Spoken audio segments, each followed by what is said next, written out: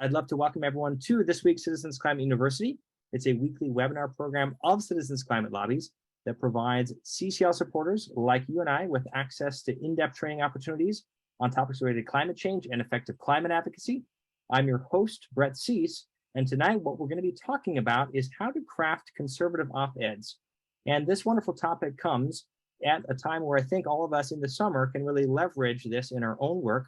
If you're a conservative or a constituent of a conservative member of Congress, tonight we're going to focus with Nate Abercrombie, CCL's Conservative Outreach Coordinator, and Charlotte Ward, CCL's State and Local Media Coordinator, on a topic that's going to really help us write effective op-eds with conservative framing and talking points. So to get us there, we have our two esteemed guests. Let me briefly introduce who they both will be and tell you a little bit more about their background. And first up, we'll have Charlotte Ward. Charlotte was born in England, where she graduated with a BA in journalism from Tuskegee University. Charlotte is a former Daily Mirror commissioning editor and has written for publications across the US, the United Kingdom, and Australia, the Triple Crown there. Good work. Before joining the CCL team full-time, Charlotte has also been a volunteer for many years with CCL and now serves as our state and local media coordinator, providing support for volunteers on training and local media outreach throughout the US. And with Charlotte is the wonderful Nate Abercrombie. Nate joined the CCL staff as the Conservative Outreach Coordinator in July of 2021. In this role, Nate provides support to conservative fellows, interns, and volunteers, while also assisting in grassroots efforts to recruit and retain individuals with right-of-center political perspectives. What a great training for you tonight, Nate. Before joining CCL, Nate was the operations director for Governor Larry Hogan's campaign. Some great questions there, I'm sure, too, where he coordinated donor relations and social media activity. So what a great lineup we have. And if we've done our job well, we want you to walk away tonight from with the following three learning goals. We want to make sure to help you understand the writing process and learn how to draft your own climate-focused opinion editorial with a conservative voice. We're going to think through how you can discover that and how you can also submit your op-ed and then also leverage it by sharing it across far and wide in many different strategies that Charlotte will review here when it's published. And then we also want to give you a couple of examples so you can see different approaches people might take and how you actually can write effectively with your own conservative framed op-ed. So with that, though, I will enjoy this training just as much as everyone else and pass it to you, Nate, to jump in for our agenda. Thank you all for being here again. Yeah, sure. Thanks, Brett. So welcome, everyone. Thanks for being here. We've broken down this presentation into a few distinct sections for you. First, we'll give ourselves a quick reminder of why writing op-eds can be an important tool to help move the needle on climate action. Then we'll talk about some of the different arguments and content you can discuss to make your op-ed appealing to conservatives. After that, we'll talk about the specifics of the writing process and what makes sense. Then we'll give you some ideas and examples to get you brainstorming on what you should write. And lastly, at the end, we'll leave plenty of time for your questions. Thanks, Nate. Hello, everyone. So first of all, we're going to dive into why write an op-ed. So op-eds, they have impact. The op-ed, just to explain what it is for anyone who doesn't know, the papers have their editorials, which is the voice of the newspaper. And traditionally, they would have opposite the editorial, the op-ed, which is an opinion piece from someone in the community. So op-eds are an opportunity for us to get our voices out there in the local newspaper. And they grab the attention of members of Congress and their staff. It's a chance to show a wider audience that conservatives care about climate and want to be part of the conversation. And people across the political spectrum can be influenced by op-eds. So with the way that climate touches everything from the environment to government to businesses, communities, there's an absolutely huge range of topics you could cover in an op-ed. So I hope this next section will give you some insight on the topics that are good to center your op-ed around if you want to sound conservative, and the topics that you might want to avoid. So a good way to catch the eye of a conservative is to include economic arguments in your op-ed. There are some harrowing macroeconomic pressures that climate change could unleash on the US economy. Among them would be an unprecedented low GDP growth, as well as persistently high inflation rates. And discussing inflation and, for example, how climate change would disrupt supply chains and drive up food prices could be an especially salient argument given the current state of the economy. And so I'm going to mention this a few times tonight, but don't just speak about the bad that could come from not addressing climate change. Also discuss the good things that would happen should we do something about it. In this case, you could talk about how addressing the problem would mean creating lots of new technology, boosting R&D investment, and creating jobs. And so another thing you could do is you could also bring in some Econ 101 by discussing the basic economic principle of correcting for a negative externality, whereby rather than letting fossil fuel companies pass on the costs of their CO2 emissions, we make them price those costs into their products. This fits well into the conservative inclination for fairness. If you want to keep the attention of a conservative reader, then you need to know how to talk about the government. First off, avoid mentioning policies heavily reliant on regulation, like mandated emission standards, and instead drum up the existence of policies that could help the environment and maybe even do away with regulations like NEPA reform, and CF&D from a certain perspective, or carbon fee and dividend from a certain perspective. Next, avoid talking about policies that would raise the national debt. And if you're touting a policy which is relatively cheap or even revenue neutral, like carbon fee and dividend, definitely make sure to mention that. Now, this one may be obvious, but anything that involves employing people to pay more taxes, consider it a no-go if you want to retain the attention of your conservative reader. And further, policies that are reliant on doing things like creating new agencies or expanding the power and the size of the federal government should also be avoided. So to sum it up, keep it small when you're discussing these areas of the government. And just as important, if you're touting carbon fee and dividend or policies that keep the government small, taxes low, etc., be sure to mention it.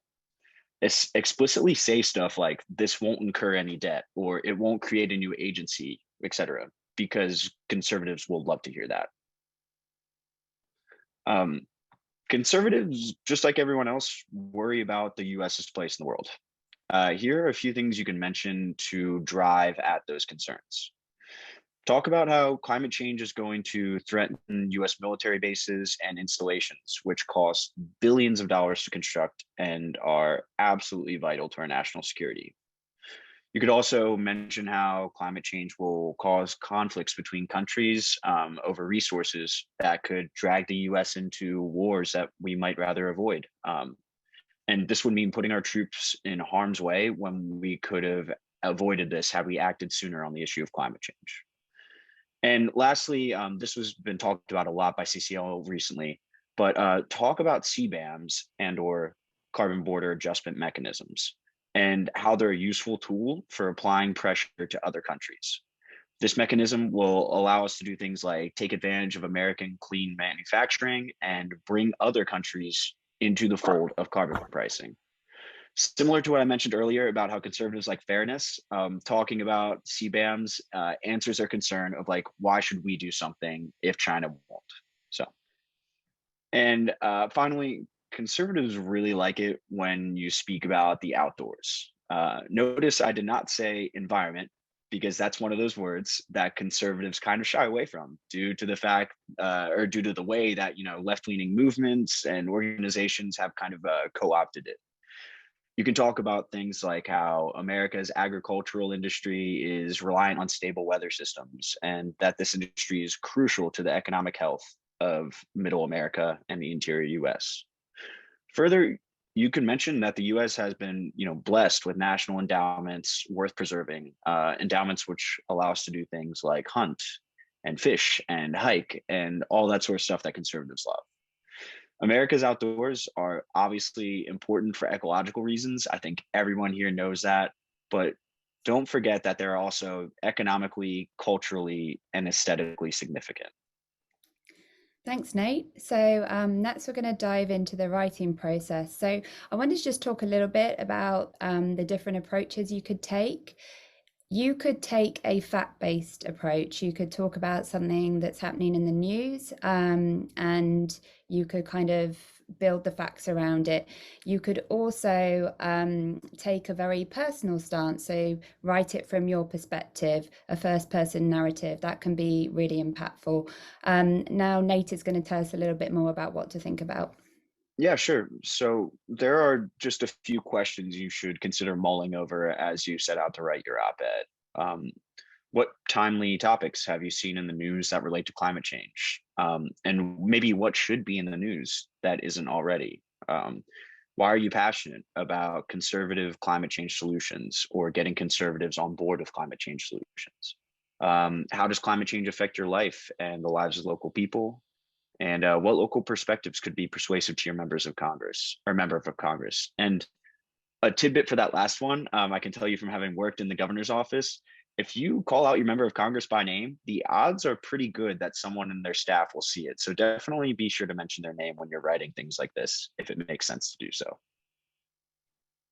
That's great advice. Thanks, Nate. So when you're structuring your op-ed, try to kind of think about one topic and stay focused. You don't want to be like jumping around all over the place. You can introduce your point with a compelling opening paragraph about something timely, interesting, and newsworthy. And you can identify the problem, say how it can be solved and who needs to solve it, and make a call to action.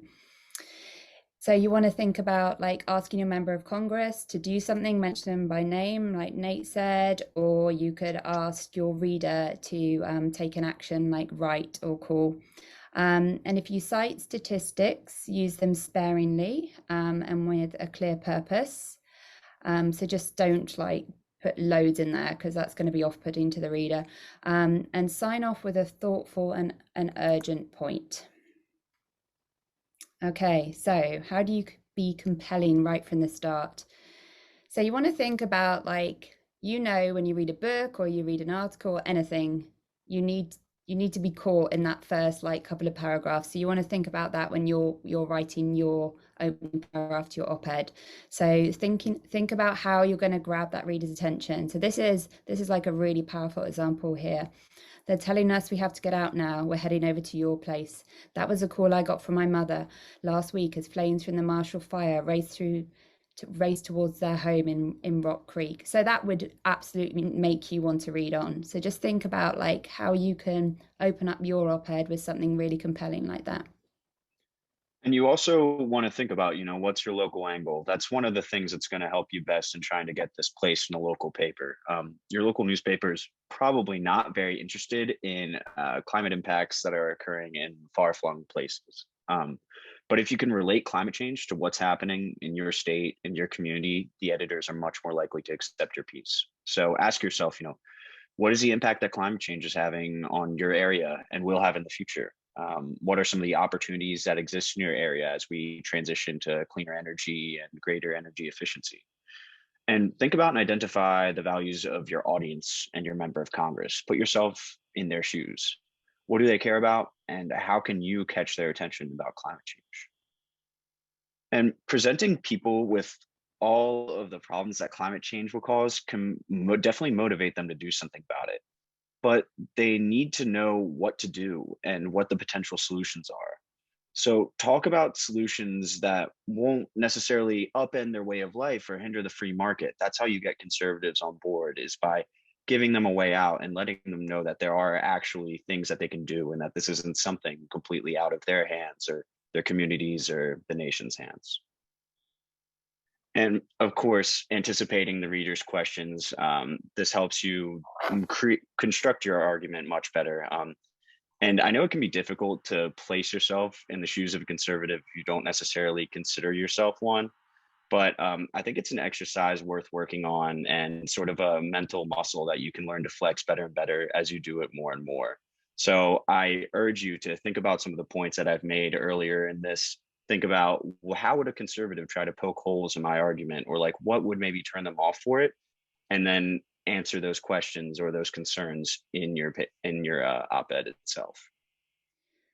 Okay, so you want to think about your call to action. What's your kind of the point that you really want to make with your op-ed? So stay focused. Think of your op-ed as a megaphone for your community. So you're thinking about your community, your district, what it's like, particularly if it's conservative. Like, what are you going to let them know?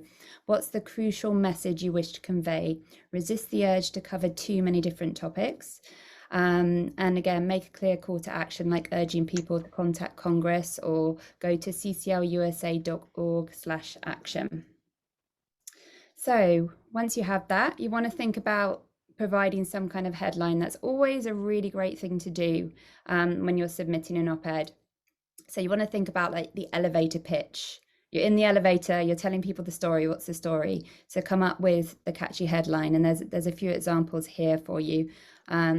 But you kind of want to just let people know straight away like what your point is. So as you're kind of reading through what you've written, you've put it all together, you just want to think about a few extra things. CCL, we're non-partisan, we try and bring people together. So we always want to be polite and respectful in our tone. We want to thank members of Congress for taking steps in the right direction. We don't want to criticize them. We want to kind of tell them where we want them to be and encourage them. Be optimistic, give readers the positives and talk about problem solving, because as Nate said earlier, too much doom and gloom can make people tune out. And be strategic, mention a member of Congress by name. Be polished, so fact check carefully and cite your sources. So you want to make sure that you're not just like pulling random facts from here and there. You want to properly research things and then have those links in the piece. I know from talking to these editors on newspapers that they really appreciate it when you have those links in there, because it saves them a lot of work. They don't have to go and look all this stuff up to make sure that it's correct. And stick to the required word count. That word count should be on their website. Or you could give the paper a call and ask, but you want to kind of keep within the perimeters of that, because they just don't have a lot of time for editing these things, and they may even send it back to you or discard it because it's like 300 words more than they would usually print. So just kind of bear that in mind. Yeah, and so now we'll get into some more concrete ideas and some past examples of op-eds that will help you brainstorm when you sit down to write yours. So share a personal story. I can't emphasize enough the significance and importance of this one. Charlotte has already touched on this a good bit, but you should speak from personal experience and try your best to tell compelling stories. This is crucial to helping you reach something called the emotional brain of the people you're communicating with. And I think climate activists already do a pretty good job of using facts and figures and science to reach what is called the rational brain. But we don't always do enough in trying to tell the good stories. And doing both, though, it matters a lot. And communication specialists often emphasize the importance of trying to get through to both of these parts of the brain, the emotional and the rational, because these are the two broad pathways through which people react to information and make their decisions. And so another thing you could do is write about what we stand to lose through an action. The article that you're looking at right there is actually very personal and close to me. I've been to Tangier Island a lot, and it's very close to where I grew up from home. But climate change won't just be about inconvenient weather. It will put people through very immense hardships and make us all just less secure as a whole. I often like to bring up how vulnerable small communities will be to this problem.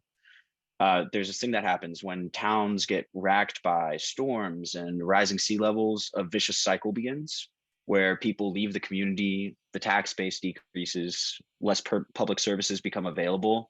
So then more people leave the community, and it just continues to circle like that. So we stand to lose entire ways of life and communities if we don't do anything about this. But on the flip side, it is equally important to talk about things that we stand to gain. There's sort of an inherent element to human psychology where people are more easily prompted to action by the idea of a material gain than they are by loss. If you only talk about, well, how they will lose something by not acting, they'll find a way to write off the likelihood or the seriousness of the threat that you're discussing. But if you remind them and suggest to them that they have something to gain by taking action, that motivates them in a completely different way to do something. So as you're thinking about your op-ed, you can also think about local impacts. Like that is a really emotive way to get people to understand this kind of situation that we're facing. So this is a really good example from North Carolina, where a volunteer wrote about the Outer Banks and how we're at risk of losing them. So just think about those like emotive stories, the places, the unique places that you love in your community and in your state, and how, you know, acting on climate will actually preserve these places for us. And you want to make a convincing case. So this is a really great example from Utah, where the author of this op-ed talked about the recent report that came out, which was incredibly damning. We've seen so many of these IPCC reports, and then he kind of took that and he pivoted to Utah, and he talked about the impacts for Utah. So that was a very powerful op-ed that made a very convincing case. So something else you can do is collaborate with Grasstop supporters to sort of help give your op-ed that that extra edge. In Michigan, volunteers worked with 2 ski resort CEOs who support carbon pricing to write this op-ed here. And this is an excellent example of a way to grab your congressman's eye by helping Grasstop leaders author or co-author along with you op-eds about why climate change matters to them and their businesses.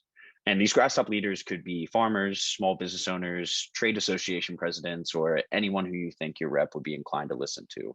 But helping them get their voice out there and letting your rep know that there are people who are prominent in the community who care about this sort of thing is really helpful to moving the needle on the issue. Okay, so let's talk about submitting your op-ed. So you can go to the opinion page and see if there are instructions for submitting an op-ed. Hopefully they'll say like whether you can email it, or they might have one of those forms where you can cut and paste it in there. You could also look up the email for the opinion editor on the staff page of the newspaper on their website. They often have like the staff listed there for you. Be sure to include a headshot of yourself. These op-eds, they're bigger pieces, so they normally come with a headshot of the author. And if it's not printed or you're not getting a response, then it's perfectly fine to send a follow-up email just asking if they're still interested, or you could call them, leave a voicemail. Often they don't answer, but you can just say, you know, oh, I sent you an email, just checking you got it. And could you let me know if you're not interested? I just wanted to check before I sent it anywhere else. And then in the same way, same courtesy, just offer it to one newspaper at a time. So you're making sure that you don't have yourself in this awful situation where you send it to like 2 rival papers and they print it on the same day, and then they never want to take anything from you ever again because you've like given it to their rival. So just kind of bear that in mind as you're like thinking about submitting your op-ed. And then if you are printed, we want you to shout about it at CCL. So you can share your success with your group leader and your chapter, like let them know about it. It's a great morale booster for everyone. You can log it in the action tracker so that we see it. We want to see all those successes, and we do try to share them ourselves on Twitter, and we share them in the weekly briefing. So do let us know if you're published, and share it on social media. And tag your member of Congress. Like if you tag them in it, then they're definitely going to see it. So put it out there, get your chapter to amplify it, ask everyone to like retweet it, to share it, and then just kind of get that momentum going. And you could also loop in your district liaison. They have that contact with the office of your member of Congress, so it's really great if they can send an email and say, we wanted to let you know that our chapter member got this published. So you're just getting it to your member of Congress then in multiple ways, and you're also like sharing it in the community, so you're getting that maximum impact for your work. We just invite you to turn up. You'll get a quick intro to writing a letter. I have like this 5-minute presentation that we do that tells you how to write a letter to the editor. Then we will dive into whatever the topics of the week are. So for instance, this week, obviously the EPA ruling is a big topic. So we will give you a quick breakdown. And then we just invite people to say, like, I've seen this story in my local paper. I was thinking of doing this angle. What do you think? And then we sort of have like a round table where we discuss things and people jump in.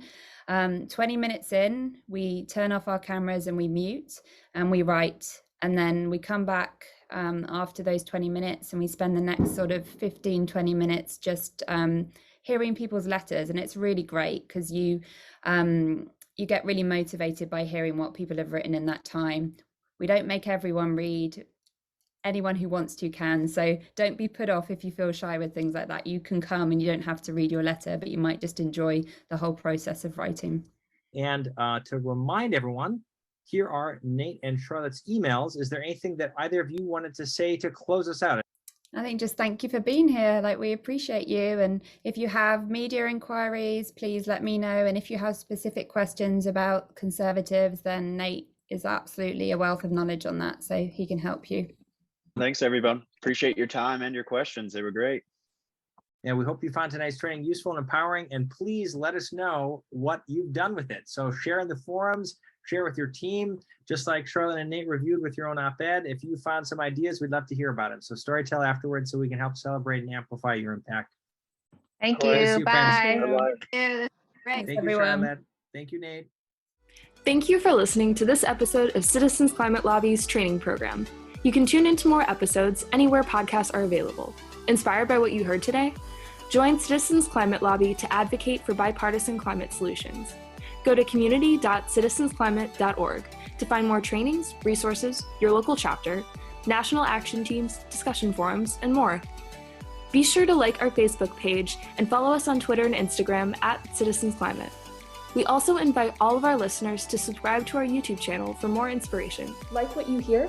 Recommend us to your friends and make sure to give us a 5-star rating. It helps us show up on other listeners' feeds. Feel free to pass on any suggestions for future episodes in the comments as well. And together, we are creating the political will for a livable world.